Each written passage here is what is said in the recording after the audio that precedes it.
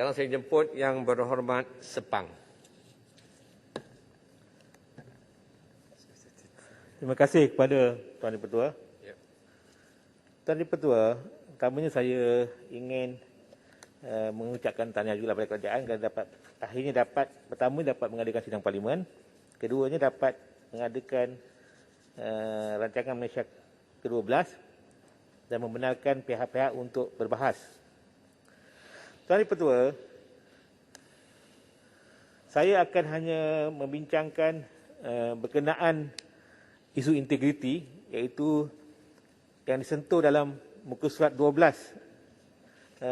buku RMK yang ke-12 ini. Dalam muka surat 12, di bawah tajuk integriti, ada dinyatakan bahawa Indeks Persepsi Rasuah ataupun CPI pada 2020 oleh Transparency International telah meletakkan Malaysia pada kedudukan yang ke-57 dalam kalangan 180 negara. Dan ini juga memang ada dilaporkan oleh Sinar Harian pada 28/1/2021. Tuan Di-Pertua, pada masa Kerajaan Pakatan Harapan yang dipilih oleh rakyat pada 9 Mac 2018 dari kerajaan, Transparency International telah pun membuat juga satu kajian persepsi rasuah mengenai negara kita. Dan ketika itu Malaysia telah di bawah kerajaan yang baru telah berjaya menduduki kedudukan yang amat baik, iaitu kedudukan pada tangga 51. Dan saya ingin menyatakan di sini, tuan-tuan, apa yang dikatakan oleh seorang pengerusi Persatuan Pemeriksaan Fraud Bertauliah Malaysia, iaitu Datuk seorang Datuk nama dia. Dia mengatakan skor yang dicapai oleh Malaysia pada CPI 2019, iaitu angka yang ke-51, merupakan yang terbaik bagi Malaysia semenjak 20 tahun dahulu. Kalau sekiranya kerajaan PH ni yang dikatakan kerajaan yang macam-macam lah dituduh oleh pihak sebelah sana, dan sehinggalah menimbulkan langkah Sheraton dan sehinggalah apa yang berlaku sekarang ini. Kalau kerajaan tak baik, bagaimanakah satu pertubuhan Transparency International yang berpusat di Berlin telah mengatakan bahawa Malaysia pada masa di bawah pemerintahan Pakatan Harapan yang dipilih rakyat telah berjaya mencapai satu skor yang terbaik sejak 20 tahun yang lalu. Jadi ini menunjukkan bahawa selama ini segala tuduhan-tuduhan bahawa kononnya kerajaan PH ini tak baik dan sebagainya, ini semata-mata adalah permainan propaganda semata-mata. Sebab itulah saya ingin mengatakan, Tuan Speaker, kalau sekiranya kerajaan ini benar-benar ingin berlaku telus, sepatutnya dalam laporan RMK ini, iaitu di bawah tajuk integriti, dia seharusnya menyatakan tentang kedudukan Malaysia pada tahun 2018 semenjak sebelum kerajaan ini diambil alih oleh kerajaan yang ada sekarang. Tetapi malangnya, kita lihat dia hanya menyatakan tentang angka 57, sedangkan semasa kerajaan PH mengambil alih pada 2018, ketika itu kerajaan PH telah pun mewarisi satu angka yang juga tidak baik, iaitu pada tahun 2018 kedudukan Malaysia adalah di tangga 61 ketika kerajaan di bawah Kerajaan Barisan Nasional memerintah, kedudukan 61. Bila kita perintah 2018 sampai 2019, kita berjaya turunkan sampai 51. Sekarang ini bila kerajaan yang ambil alih, terus jadi 57 balik. Dan apa yang berlaku sekarang, saya mengatakan, Tuan Speaker, menurut pakar-pakar, antara faktor yang diambil kira bagi meletakkan ranking kedudukan sebuah negara itu, antaranya ialah pendakwaan kes-kes di mahkamah. Dan pengerusi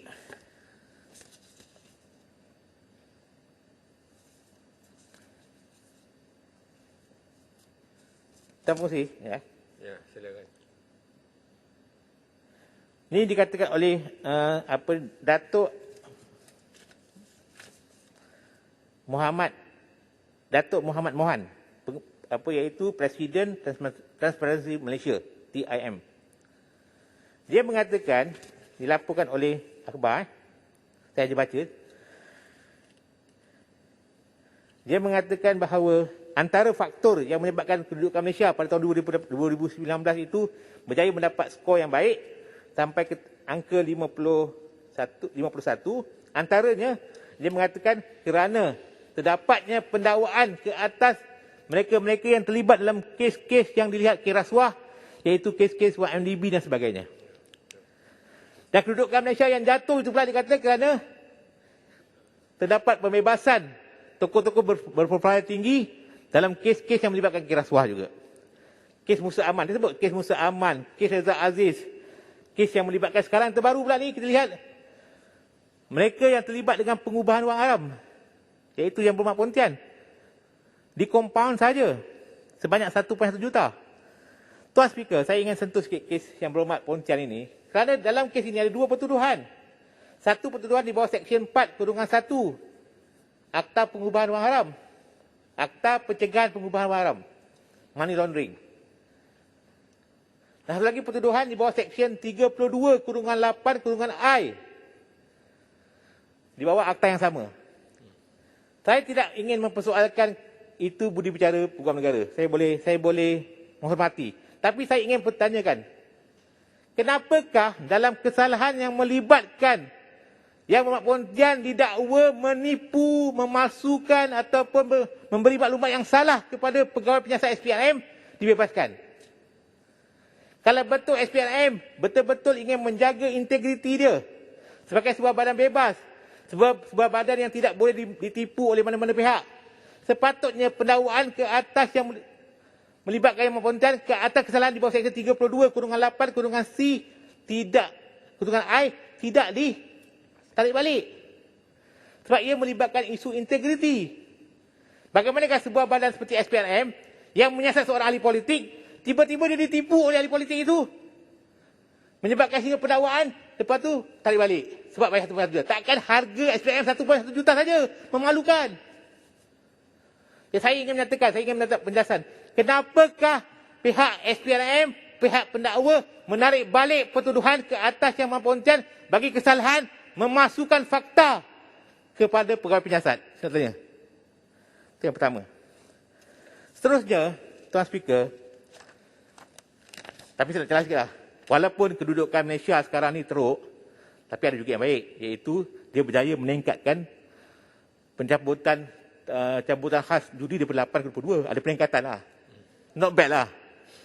Yang itu kita harap kerajaan Melayu Islam ini, yang ada PAS ini boleh menjawab lah. Kenapakah di zaman kerajaan Melayu Islam ini, tiba-tiba daripada 8 jadi 22? Ini saya harus tabik lah. Saya harap Menteri Agama berjawab lah. Kenapakah?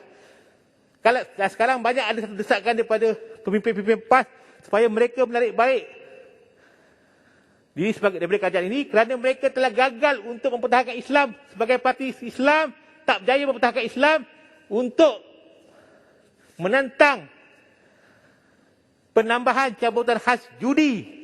Sedangkan mereka dalam parlimen ini sentiasa membaca Al-Quran. Baca ayat judi lah. Innamal khamru wal maisiru wal ansabu wal azlamu rijsun min amali syaitan. Judi inilah najis syaitan. Jangan baca ayat lain lah. Baca ayat judi. Tuan Speaker, SPRM adalah badan yang penting. Tetapi apabila berlakunya pendedahan di parlimen dan juga di media masa tentang bagaimanakah kehilangan wang dan proses penyiasatan yang menimbulkan banyak tanda tanya, sekarang ini orang tertanya, adakah SPRM ini betul-betul independen atau tidak? Tuan Speaker, saya ingin bacakan saya terjemah satu pepatah Arab. Mereka mengatakan, pepatah ini very popular, begitu popular. Orang-orang yang bela kambing ini, mereka akan melantik seorang penjaga kambing daripada dimakan oleh serigala. Siapa yang bela kambing, mereka akan cari penjaga kambing untuk mengelakkan kambing dimakan oleh serigala. Tetapi bagaimana kalau sekiranya yang jaga kambing itu adalah serigala? Macam mana? Adakah kambing akan selamat? Ini yang berlaku sekarang. Yang bercakap tentang integriti ini sekarang mereka-mereka yang bermasalah dengan integriti. Orang yang ada integriti tidak akan merampas hak rakyat, iaitu yang memilih Pakatan Harapan untuk di kerajaan. Kalau ada integriti, kita tidak akan pilih. Walaupun kamu belajar kat Oxford ke, kat Cambridge ke, dekat Australia pun. Tapi kalau kamu tidak memahami asas politik ini, baik jangan jadi seorang ahli politik lah. Sepang boleh Silakan. dan minta penjelasan. Ini berkaitan dengan penarikan balik pertuduhan atas ahli Parlimen Pontian seperti yang dirujuk tadi oleh saudara, oleh Yang Berhormat. Saya nak tanya pada Yang Berhormat, minta pandangan, dan kalau boleh kita tujukan soalan ini kepada Menteri untuk jawab. Kalau kita teliti undang-undang sekarang, kita pergi terus pada undang, CPC memang ada peruntukan untuk compound, buat compound. Tapi di CPC jelas, Seksyen 260 memberitahu bahawa compound boleh dibuat walaupun sudah lepas pertuduhan dibawa ke mahkamah. Itu jelas. Kita tak boleh pertikaikan. Tetapi di bawah akta AMLA. AMLA ialah digunakan untuk pertuduhan terhadap YB Pontian. Tetapi AMLA berbeza sangat. Kalau kita bandingkan peruntukan-peruntukan itu, Seksyen 92/3 to be specific dengan izin, kita nampak wording di sana jauh berbeza dan memberi gambaran kalau nak compound kesalahan itu, kena buat sebelum pertuduhan. Dan lepas pertuduhan, tidak boleh dibuat. Jadi saya nak tanya pada tolong ringkaskan Sepang, apakah pandangan Sepang, dan Sila. bolehkah soalan ini ditujukan oleh Sepang kepada Menteri untuk jawab. Terima kasih. Ini floor Sepang sila. Okey, terima kasih kepada Yang Berhormat sahabat saya Berhormat daripada Subang. Sungai Buloh, dulu Subang. Saya amat bersetuju dengan apa dikatakan oleh Yang Berhormat Sungai Buloh. Seminit ke, Baby? Okey. Seminit, baik. Dia juga adalah seorang peguam yang biasa berlitigasi di mahkamah. Dan saya amat bersetuju. Dan saya ingin mengatakan bahawa kalau betul lah, saya tidak pertikaikan kalau nak compound pun. Seperti mana dikatakan oleh Yang Berhormat daripada Sungai Buloh tadi. Tetapi proses ini mestilah dilihat adil dan dilihat meyakinkan rakyat.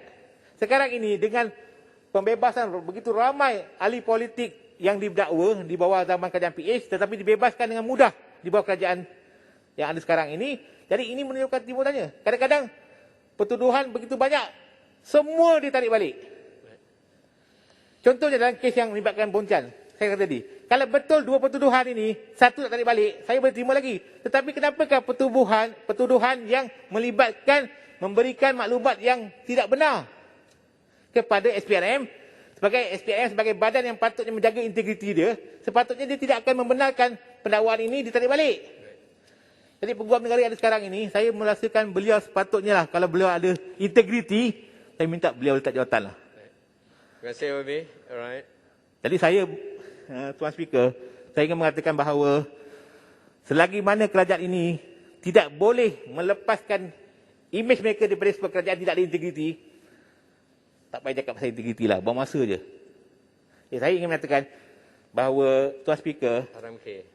sebelum saya nak tamat Tuan Speaker, saya minta 1-2 poin untuk saya bercakap bagi pihak kawasan saya. Boleh Tuan Speaker? Tak masa dah. Tak, sekejap dulu je. Tuan Speaker, Tuan Speaker, sekejap je. Saya bagi seminit. Pertamanya Tuan Speaker, saya minta nak tanya, kalau ada sini Kementerian Pendidikan, saya ingin tanya, bagaimanakah status pembinaan sekolah menengah di Kota Warisan?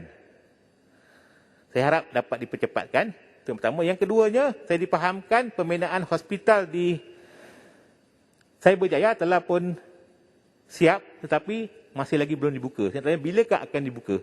Sekian, terima kasih Tuan Speaker. Terima kasih, Yang Berhormat Sepang.